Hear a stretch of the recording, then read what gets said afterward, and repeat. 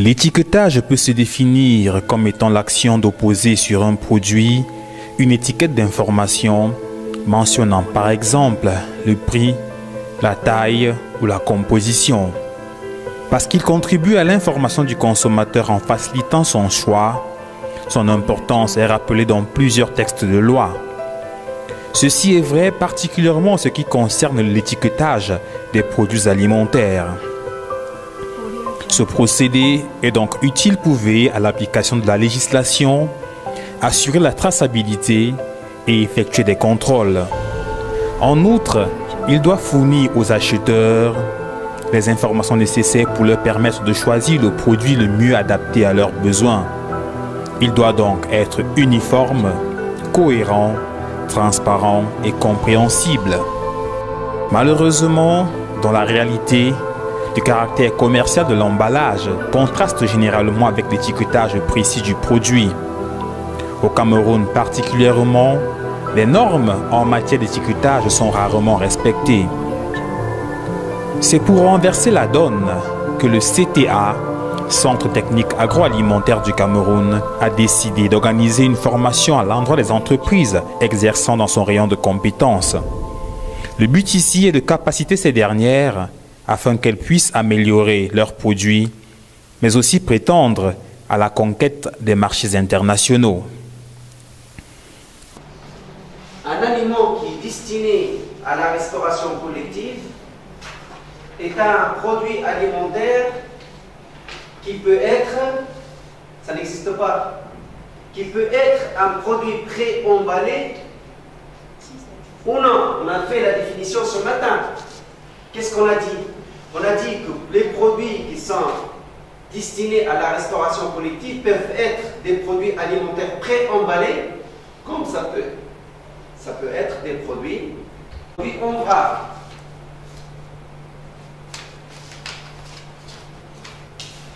La règle d'étiquetage ne s'applique que sur les produits pré-emballés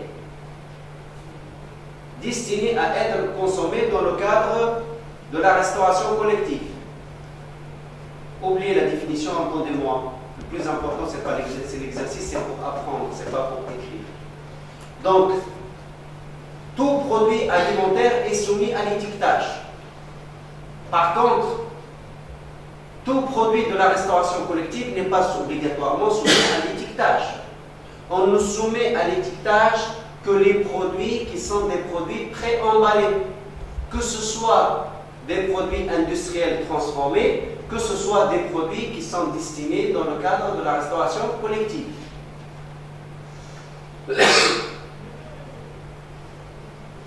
Ou autre. Vous prenez une grande surface, Super U, Casino, Carrefour, tout ce que vous voulez. Si on prend qu'il prépare des préparations alimentaires, il va mettre dans des barquettes, il va les fermer. Ce sont des produits destinés à la restauration collective, mais qui sont soumis à l'étiquetage. Pourquoi? Parce qu'ils sont pré-emballés. Donc, tout produit alimentaire industriel est soumis aux règles d'étiquetage, parce qu'on ne pourra pas trouver des produits alimentaires transformés à l'échelle industrielle et qui ne sont pas pré-emballés. Ça n'existe pas. On parle de produits industriels que lorsqu'il est pré-emballé. Donc tous les produits fabriqués par les industries agroalimentaires sont soumis aux règles d'étiquetage. 1. Tout produit fait par la restauration collective n'est pas obligatoirement soumis aux règles d'étiquetage. Parce qu'on peut trouver des produits pré-emballés et des produits en vrac. Vous voyez la nuance? Donc c'est quoi la date de durabilité minimale? À consommer de préférence avant. La date d'expiration du délai dans les conditions d'entreposage indiquées, durant lesquelles le produit reste pleinement commercialisable et conserve toutes ses qualités particulières qui lui sont implicitement ou explicitement attribuées. Le produit peut peut toutefois rester pleinement satisfaisant après cette date. Quels sont les produits qu'on peut leur donner une date de durabilité minimale? Le impossible. Impossible. Le yaourt, c'est un DLC. C'est pas une date de durabilité minimale. Non. Est-ce que le yaourt sera à consommer? Oh, sur le yaourt, on dit date limite de consommation. Mais date limite, c'est un DLC. Qu'est-ce qu'on peut trouver? Non. Médicaments, autre chose. C'est une autre histoire. Je parle du domaine alimentaire. Qu'est-ce qu'on peut donner? Quels sont les produits qu'on peut leur donner une date de durabilité minimale? Le sucre, le sel, le thé.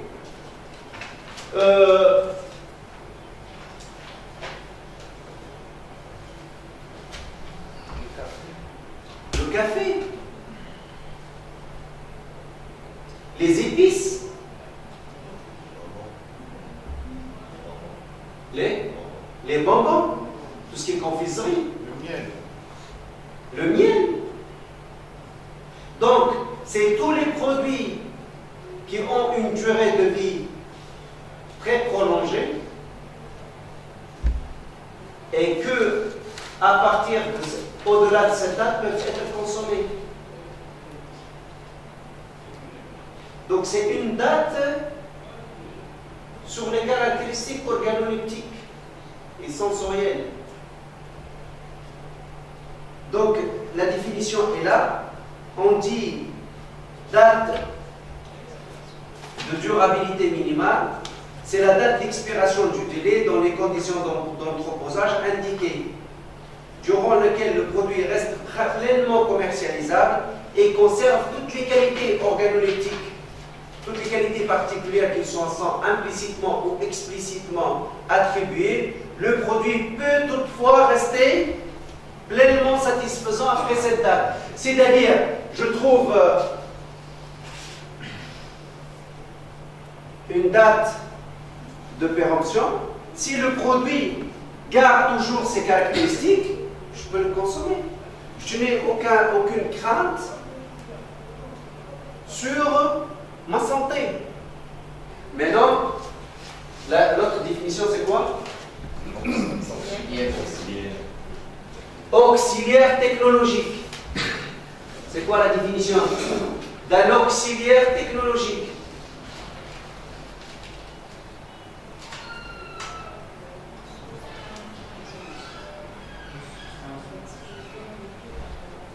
Oui.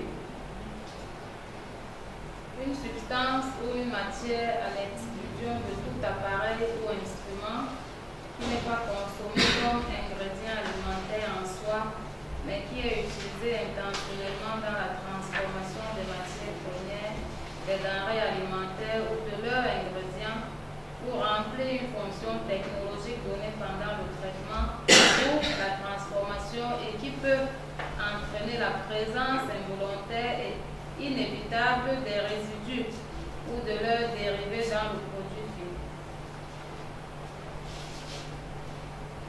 Donc, qu'est-ce qu'on peut trouver comme auxiliaire? Qui peut me donner un exemple d'un auxiliaire technologique? La levure. Les ferments lactiques. Oui. Les enzymes. À l'exception de tout appareil, donc on ne parle pas d'appareil, qui n'est pas consommé comme ingrédient alimentaire en soi, mais qui est utilisé intentionnellement dans la transformation des matières premières, des denrées alimentaires ou de leurs ingrédients. On peut ajouter des enzymes au niveau des farines pour donner un pain avec un goût croustillant, avec un goût extraordinaire. Donc, pour remplir une fonction technologique donnée pendant le traitement ou la transformation, les présures qu'on utilise dans les fromages. Pourquoi? Pour cailler le lait. Ce sont des auxiliaires technologiques.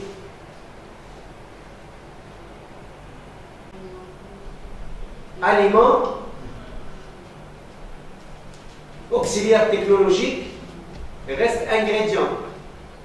C'est quoi ingrédient?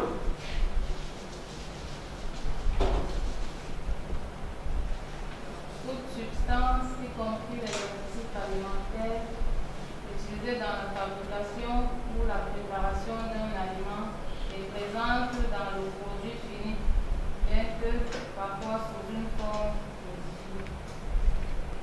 Donc, quand on vous dit la liste des ingrédients, veut dire qu'on vous parle aussi de toutes les substances qui existent au niveau du produit. Toute substance, y compris les additifs utilisés dans la fabrication ou la préparation d'un aliment, est présente dans le produit fini, bien que parfois sous une forme modifiée. Cela veut dire quoi? Ça veut dire que c'est dans le cas des ingrédients qui ont subi une transformation pendant le processus. Les ingrédients, on peut les ajouter, mais quand on va les ajouter, ils vont se transformer. Exemple, les ingrédients qui peuvent, lors du processus de transformation, ça transforme en autre chose.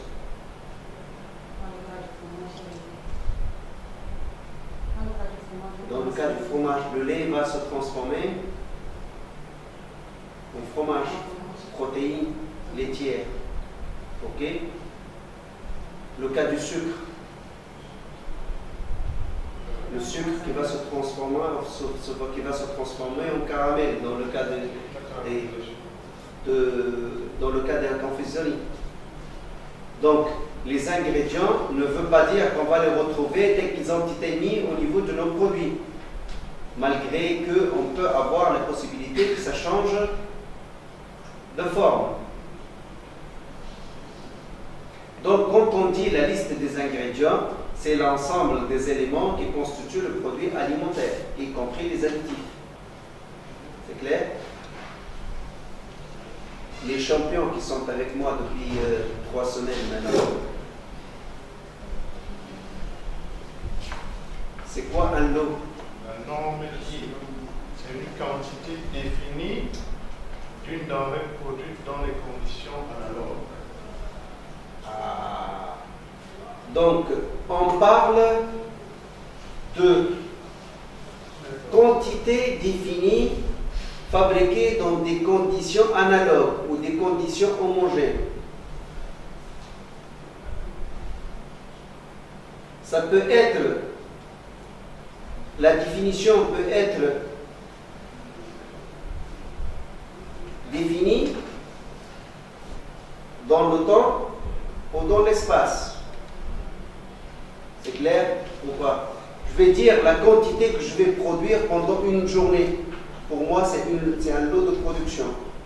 Ou je vais dire chaque 1000 ou 10 000 unités, pour moi, c'est une quantité définie. Mais à condition que ça soit fait dans des conditions, il a dit homogène, analogue. Quelle est la différence entre homogène et analogue? Même lot de production. Comme ça peut prendre des lots différents. Donc, qui définit le lot?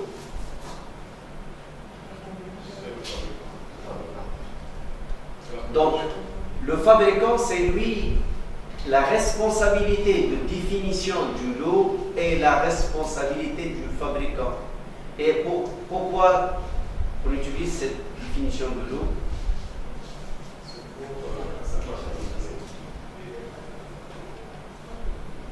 L'utilisation du numéro de lot fait partie des composantes de la réalisation du système de traçabilité. Donc, on utilise l'identification du lot dans un but de mise en place d'une démarche de traçabilité. Et à quoi ça sert la traçabilité? C'est quoi la traçabilité? Il peut y avoir deux sortes de traçabilité.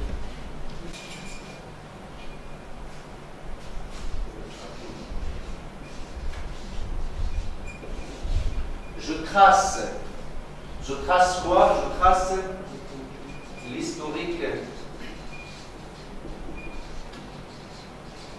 d'une matière.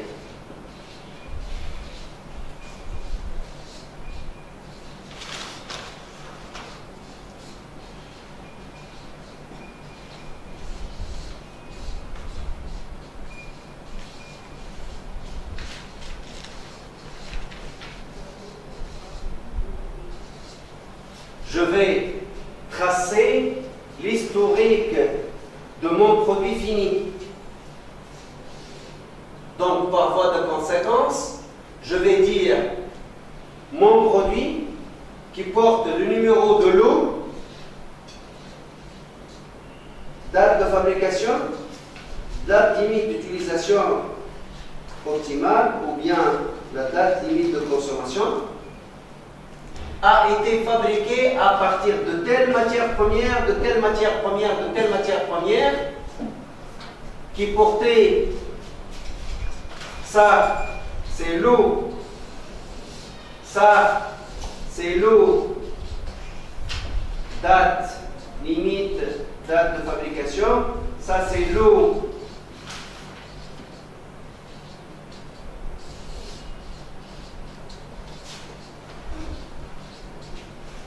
donc vous voyez que je retrace l'historique qui me permet de reconstituer mon produit fini.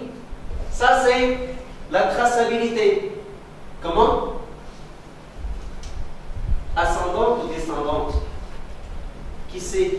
C'est quoi la différence entre une traçabilité ascendante et une traçabilité descendante? Ça, c'est une traçabilité descendante. Je passe du produit fini vers la matière première. C'est bon? Vous avez pris note? Maintenant, regardez l'autre chemin qui est un peu différent. C'est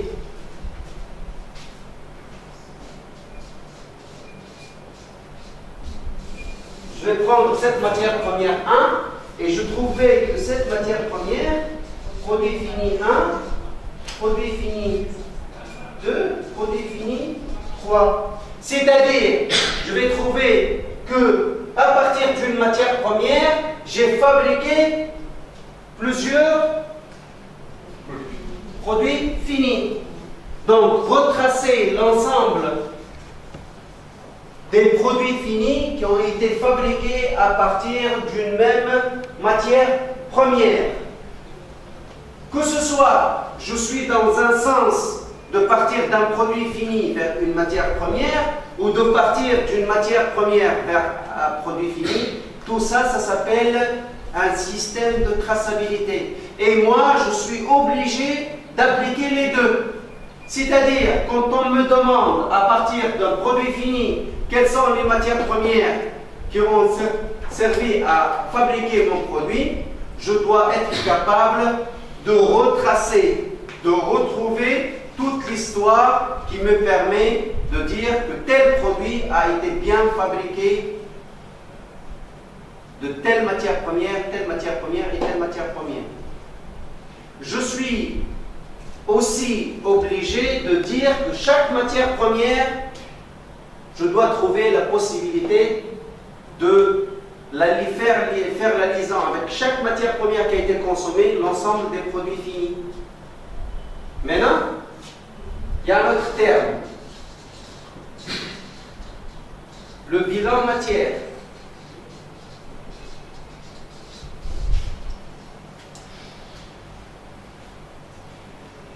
Le bilan matière est une exigence dans la réalisation,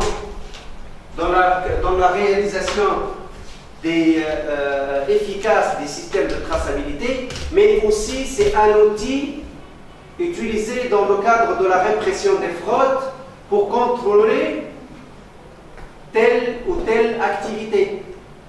bien faite ou pas. C'est quoi le bilan matière? C'est ne pas retrouver uniquement l'identification des lots, mais retrouver aussi les quantités. Quand je suis axé en termes de système de traçabilité face à l'information du numéro de lot, de date de fabrication, de date limite d'utilisation, pour l'ensemble des activités de traçabilité ascendante et descendante, et je fais appel au calcul des quantités pour retrouver les équilibres, je suis en train de faire un bilan matière. Et dans le cadre des démarches de certification et dans le cadre de l'exécution des tests de traçabilité, on réalise des bilans matière. Vous avez acheté 50 kg de conservateur, vous avez dit que j'ai utilisé la dose de 50 grammes par préparation. On va voir combien de préparations vous avez fait, combien vous avez consommé et combien il vous reste au stock. Ça s'appelle bilan matière. Et quand votre bilan matière est équilibré, cela veut dire que votre traçabilité est assurée. Si on trouve qu'il y a un déséquilibre au niveau bilan matière, on va dire que vous n'êtes pas en train de maîtriser la traçabilité. C'est-à-dire, vous avez dit que vous êtes en train d'utiliser les conservateurs convenablement. On va voir les préparations. Vous avez dit, j'utilise 50 grammes par préparation. Vous avez fait 50 préparations. 50 fois 50, ça fait 2500. Donc, 2500 grammes de conservateur qui a été utilisé. Donc, vous avez utilisé 2,5 kg. On va voir le lot que vous avez acheté. C'était combien? C'était 50 kg. On va dire 50 moins 2,5. Ça fait 47,5. Il faut quand on arrive au niveau de votre stock, on trouve les 47,5 existent. Si on trouve les 47,5, bien sûr avec une marge d'erreur tolérable, on va dire que votre système de traçabilité est fiable. Si on trouve que vous avez 48 ou que vous avez 40, on va dire que vous n'avez pas, le bilan matière ne permet pas de retracer le produit, donc votre système de traçabilité est défaillant. Clair? Donc, on était sur la définition de l'eau. Je veux savoir, est-ce que la traçabilité se limite juste au niveau de l'historique des matières, du bilan matière, sans tenir compte de l'historique aussi des conditions de fabrication? Je veux dire, est-ce qu'on a des informations qui nous permettent de retracer un produit? Est-ce que le plus important, c'est de se limiter juste au niveau de l'historique des matières? Non, il y a, là tu fais allusion à plusieurs référentiels, parce que plusieurs référentiels, quand ils vous demandent de faire un test de traçabilité, ils vous demandent de faire un test de traçabilité avec bilan matière, mais aussi de retracer les conditions dans lesquelles le produit a été fabriqué. Mais au vrai sens du mot strict de l'application du système de traçabilité et de l'application du bilan matière, on s'intéresse à l'information qui concerne la transformation, les numéros de lot, les dates de fabrication, les quantités et le bilan. Ça, c'est bilan matière.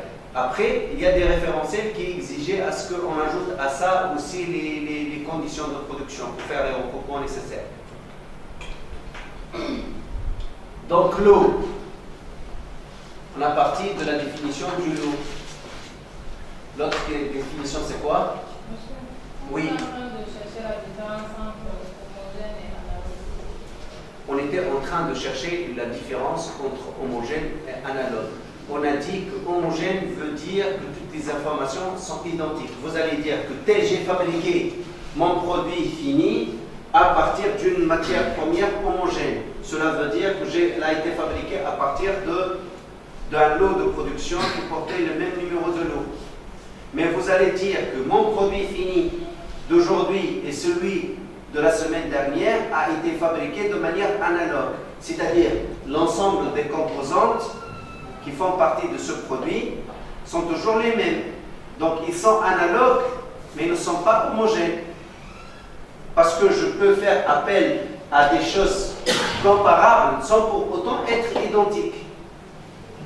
C'est clair? C'est quoi l'emballage? Récipient. Emballage d'une denrée alimentaire destinée à être distribuée comme article individuel, que cet emballage la recouvre entièrement ou partiellement. Les feuilles utilisées pour l'emballage sont comprises dans cette définition. Voilà. Donc on entend par récipient tout emballage d'une matière destinée à être distribuée comme article individuel, que cet emballage la recouvre entièrement ou partiellement. Sont comprises dans cette définition. Un récipient peut contenir plusieurs unités ou types d'emballage au moment où ils sont offerts aux consommateurs. Regardez, on fait toujours allusion au fait qu'on est en train de faire une définition généralisée pour tous les produits alimentaires, qui va de la boule de fromage qui est mise dans un cire qui l'enveloppe, à une bouteille d'eau qui est mise dans une bouteille et fermée. Donc, l'emballage, ça correspond à quoi? Ça correspond à tout emballage qui permet de couvrir de manière totale ou partielle un produit alimentaire.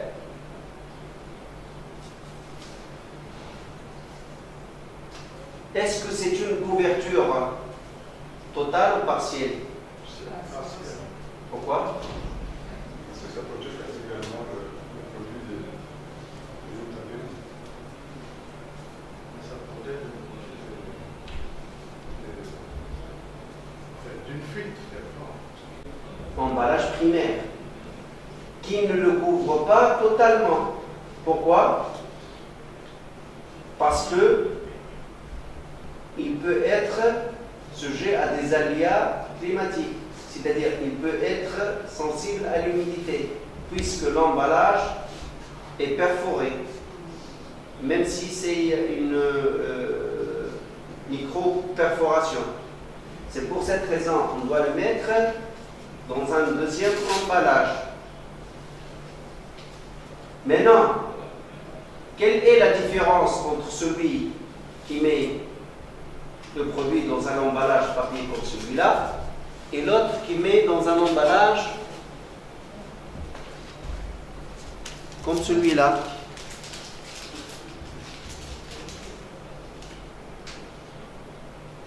Celui-là assure une protection, une meilleure protection du produit, puisqu'il ne permet pas au produit de perdre ses qualités nutritionnelles.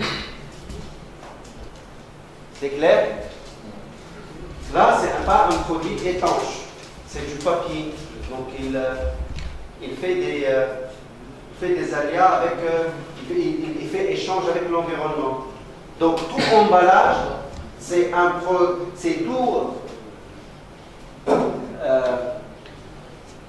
toute couverture qu'on assure pour protéger de manière totale ou partielle le produit. On met des bananes ou bien des mangues dans des caisses en bois et on les emballe par des filets qu'on les scelle après pour dire cette unité est une unité consommateur. C'est considéré comme emballage. Donc c'est un produit emballé. La différence entre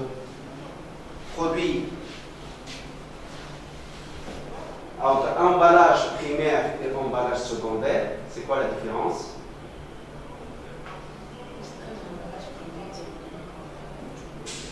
L'emballage primaire est l'emballage qui rentre en contact direct avec le produit. Donc l'emballage primaire des fromages, c'est la cire qui les englobe. L'emballage primaire dans un sachet d'infusion, c'est le papier infusion. L'emballage secondaire, c'est quoi?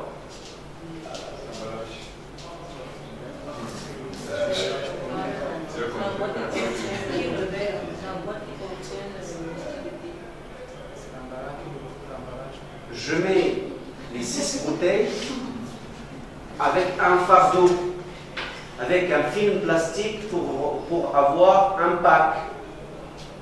Le papier plastique qui regroupe les 6 bouteilles, c'est un emballage secondaire.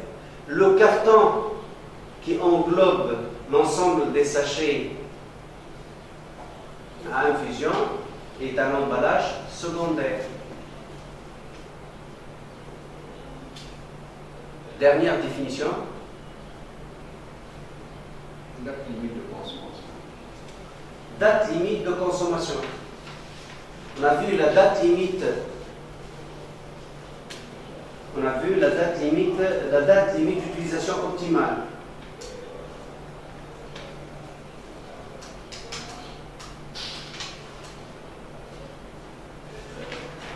La date limite de consommation est la date à partir de laquelle, au-delà de laquelle, le consommateur ne peut plus consommer ce produit,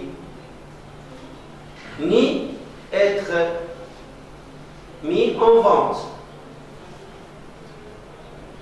Donc on dit la date limite d'utilisation, la date limite de consommation, la date estimée d'expiration du délai après lequel, dans les conditions d'entreposage spécifiées, le produit n'aura probablement pas la qualité que le consommateur est en droit d'attendre. Après cette date, le produit ne pourra plus être considéré comme commercialisable. C'est clair? Oui. Je reviens à date de durabilité Minimale. et date limite. La date de durabilité, c'est une date que vous pouvez donner à un produit au-delà de laquelle le consommateur peut consommer ce produit. Tant que le produit il a gardé ses caractéristiques physiques et organoleptiques. Vous donnez une date de durabilité minimale à ce thé, même si cette date est dépassée, je peux consommer ce produit. Tant que le produit il est encore intègre et présente les mêmes caractéristiques. Ce n'est pas le cas pour la DLC. La DLC, si cette date est dépassée, vous ne pouvez plus consommer ce produit. Et généralement, la DLC est donnée pour les produits périssables. Un yaourt, il a un DLC. Au-delà de cette date, vous ne pouvez plus consommer. Une date de durabilité minimale peut donner à une eau minérale. J'ai une bouteille où il s'est marqué 18 mois. Mais cette bouteille, elle est gardée chez moi et je suis parti en voyage pendant 6 mois. Je reviens, je trouve que la date de mon eau a dépassé. Est-ce que cela signifie que si je consomme cette bouteille d'eau, je serai malade? Pas du tout. Si l'eau présente garde les mêmes caractéristiques, je peux la consommer sans aucun problème. Donc c'est pour cette raison que la date limite d'une eau est une date d'utilisation optimale ou une date de durabilité minimale et non pas une date limite de consommation. Monsieur, il y a certains produits dont on demande de consommer 2 mois après la date. Oui, c'est une date limite de consommation, ça. Ça se référait par rapport, on va voir ça, ces aspects qui parlent de se référer à la date de production. Partie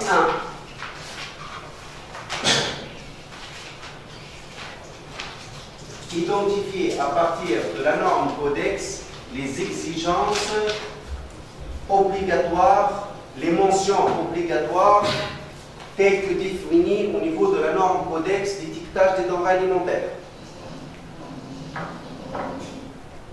Ce n'est pas la peine de rentrer dans les détails. Vous allez me dire, la norme codex demandait de faire le nom du produit, la liste des ingrédients, etc.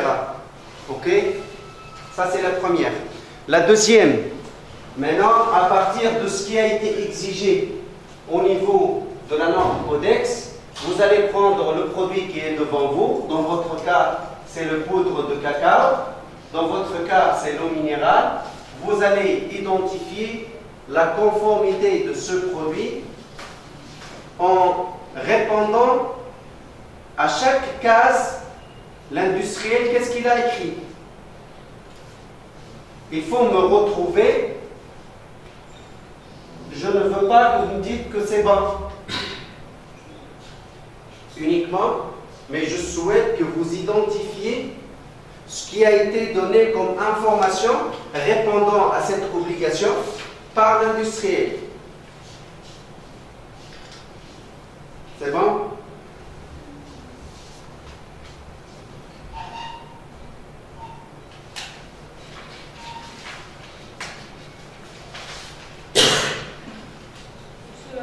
La deuxième question. La deuxième question, c'est que nous, on a identifié, à partir de la norme codex, les exigences obligatoires. Maintenant, par rapport à ces exigences obligatoires, vous allez prendre le produit et vous allez vérifier s'il a bien répondu à ces exigences. Et s'il a répondu, qu'est-ce qu'il a donné comme information?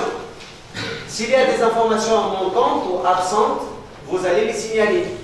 Vous allez dire, il y a telle exigence, mais telle exigence n'existe pas. Parce que tout de suite après, quand vous allez terminer votre produit, on va échanger de produits. Le groupe 1 va prendre la poudre de cacao, le groupe 2 va prendre le minéral. Cette journée de formation n'est qu'une parmi les nombreuses organisées par le CTA. Pour les participants, comme pour les formateurs, cela est une véritable aubaine dont les résultats ne tarderont pas à se faire sentir. Bon, déjà aujourd'hui, la formation était basée sur l'étiquetage des produits alimentaires et on a commencé par voir toutes les informations qui doivent apparaître obligatoirement sur les différents types d'étiquettes des produits alimentaires. Bon, on a fait le tour et puis je pense qu'au sortir de ce séminaire, on n'a fait qu'un seul jour de séminaire, mais je sais déjà comment identifier toutes les informations qui doivent apparaître ou non sur un emballage. Je peux critiquer ou apprécier, je suis capable de dire qu'un emballage est conforme ou pas à partir de la norme codex. Je peux dire que ça a même déjà changé. Parce qu'en arrivant ici, il y a certaines informations qui n'étaient pas trop claires. On n'avait pas toutes les informations concernant les obligations ou les normes concernant l'étiquetage, mais déjà on nous a fourni toute la documentation nécessaire et je pense que les choses sont même déjà changées. Donc toutes les modifications seront faites dans un délai très bref. D'abord, je tiens à préciser que c'est ma première participation, donc c'est ma première journée aujourd'hui. Mais déjà, ce que j'ai remarqué d'emblée, le formateur est à un niveau assez élevé, puisque c'est un auditeur international. Donc, à partir de ce qu'il nous a donné aujourd'hui, je peux dire que, c'est-à-dire, on commence à mieux percevoir la pertinence d'avoir un bon outil de traçabilité, notamment au niveau de nos étiquettes, les étiquettes de nos produits. Et aujourd'hui, l'enjeu se définit beaucoup plus au niveau de la compétitivité des entreprises, et particulièrement avec la venue des APE, c'est-à-dire que les entreprises doivent, surtout les entreprises camerounaises, doivent être de plus en plus compétitifs. Et d'où la nécessité d'avoir un outil de traçabilité assez rigoureux, de manière à mieux orienter et informer notre clientèle. D'abord, j'aimerais préciser que Sagri est une entreprise qui est déjà certifiée ISO 22000, et actuellement nous sommes en train de vouloir nous certifier en ISO 9001, version 2015. Donc c'est une démarche qui a déjà été initiée depuis même la création de l'entreprise. Et à ce jour, je dois ajouter que notre direction générale, particulièrement, a mis un accent beaucoup plus précis un accent de rigueur sur le fait que notre démarche doit toujours être orientée sur la démarche qualité. Donc le souci premier de l'entreprise Sagri, c'est de satisfaire la clientèle, tant au niveau de la qualité qu'au niveau de l'état sanitaire du produit.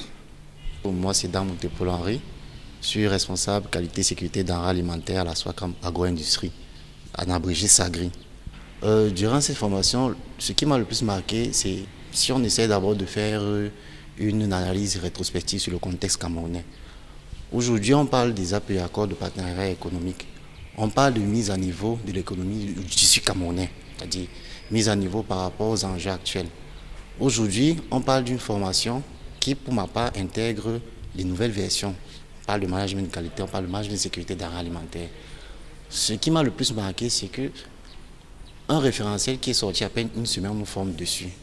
Sagri certes est certifié ISO 22000, mais 22000 version 2005. Aujourd'hui, on a parlé de la version 22000 version 2018. Aujourd'hui, Sagri est dans une démarche de renouvellement de son certificat. C'est-à-dire, cette action entre déjà comme étant un préalable par rapport à la mise à niveau de notre structure. Donc, pour moi, c'est vraiment une opportunité, une aubaine qui nous a été offerte pour pouvoir anticiper sur des pans que notre société devait mettre en place. Donc, vraiment, pour moi, c'est louable. De manière globale, c'est ce que je peux dire. Moi, je suis Anis Kadesh, expert international en normes et qualité, venu dans le cadre du programme d'amélioration de la qualité et de la compétitivité du Cameroun. C'est une action qui a été initiée par le Centre technique de l'agroalimentaire et ça rentre dans le cadre d'une série de formations. Et là, on est dans la 3e semaine de formation sur les normes de certification, les normes qualité, les laboratoires, l'accréditation des laboratoires. Et aussi, aujourd'hui, on est sur le thème qui va durer pendant 3 jours sur l'étiquetage des denrées alimentaires. Donc là, on est face à des gens qui sont du secteur industriel, qui sont venus avec une préoccupation d'améliorer la qualité de leurs produits, mais aussi la qualité de la sécurité sanitaire des produits à travers la communication d'une bonne information pour le consommateur camerounais. À travers la participation, le nombre qui était un nombre assez élevé des gens qui ont participé à ces formations, à ces séries de formations qui duraient depuis 3 semaines. Je félicite le centre technique dans le cadre de cette initiative qui a pu avoir la possibilité de faire venir un nombre assez important. On est à 17 ou 18 entreprises participantes et qui sont avec le spectre le plus large des entreprises du tissu industriel agroalimentaire camerounais, puisqu'on a des entreprises, des grosses entreprises qui appartiennent à des multinationales, mais on a aussi des petites entreprises qui viennent de commencer il y a 3 ou 4 ans. Donc on est face à des industriels qui sont motivés, des industriels qui veulent améliorer la qualité de leurs produits et bonne continuation pour le centre technique dans cette démarche d'amélioration de la qualité et de la compétitivité du secteur agroalimentaire. Le secteur agroalimentaire au Cameroun est en plein développement avec un foisonnement d'initiatives. Seulement, le non-respect des normes empêche ces différents projets de fournir des produits compétitifs, même sur le marché local. Vivement que les actions du Centre technique agroalimentaire du Cameroun redressent la barre en inculquant aux entreprises les bonnes pratiques.